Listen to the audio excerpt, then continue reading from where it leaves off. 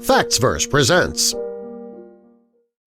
As glaciers on this mountainside melted, what was uncovered will chill you to your bones. Glaciers in some of the coldest parts of the world are melting. Many of these glaciers have been frozen for hundreds of years, and the things that were in those areas have been frozen in glaciers for a long time now. Well, now the glaciers are beginning to melt, and many of the things that have been hidden there for decades are coming to light.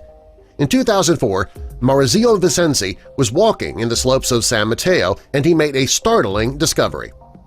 Maurizio knew the mountains pretty well because he worked on a local mountain rescue team. Maurizio is also an amateur historian and the director of a military history museum. He was on the mountain one day and he used binoculars and saw what he believed to be a stain on the Forni Glacier. He decided to get a closer look to see what caused the stain, and as he got closer he discovered that what he was looking at wasn't a stain at all. He saw 3 dead bodies dangling from a wall of ice. When Maurizio discovered the bodies, he says that the discovery was essential to military scholars and for the people of Paio and the surrounding areas. Bodies have not been found in ice in that area for decades, so Maurizio says it was a very important discovery from a historical point of view. In the 70s, Paio was a remote farming community in the Dolomite Mountains. Today, thanks to money coming in from tourists visiting Russia and Italy, it has blossomed into a modest ski resort. The mountains reach 11,000 feet and they're home to ancient glaciers. While the geography of the mountains is significant, they also have a historical significance. Back in World War I, trenches were built for the soldiers to take cover in during battle. Italy joined in the war on May 23, 1915, after signing the Treaty of London.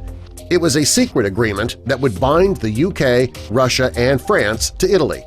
The battle was called the White War, and it took place over 250 miles across the frozen mountains. Padio struggled during the conflict because the people who lived there weren't permitted to leave. The mayor, Angelo Dolpez, refused to allow the people in the village to be evacuated. War in the mountains is not easy. The Italians were more prepared for the battle because they had teams of specially trained mountain soldiers known as the Alpini.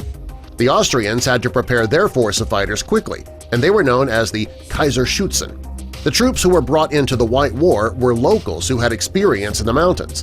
Many of them were friends, in fact, and some were fighting for opposite sides. Brothers and cousins were also on opposite sides of the battlefield. It was not an easy time for anyone.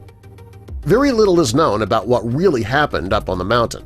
That's because very few reporters were willing to travel to the front lines there. Now that the alpine glaciers are melting, bodies of the dead have become exposed, and this has given forensic scientists and historians a chance to piece together what actually happened on the battlefield.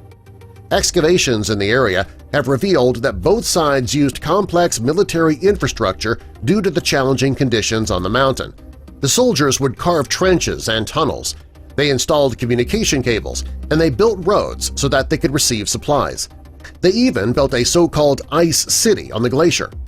Over the years, historians and salvagers have discovered helmets, gas masks, guns, exploded shells, and grenades.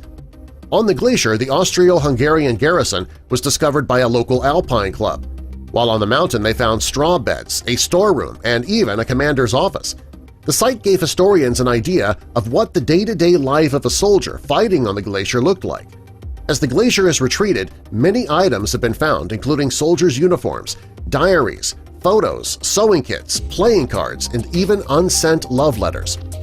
Before the war ended and the Austrian army was forced to surrender on November 3, 1918, around 150,000 soldiers had been killed.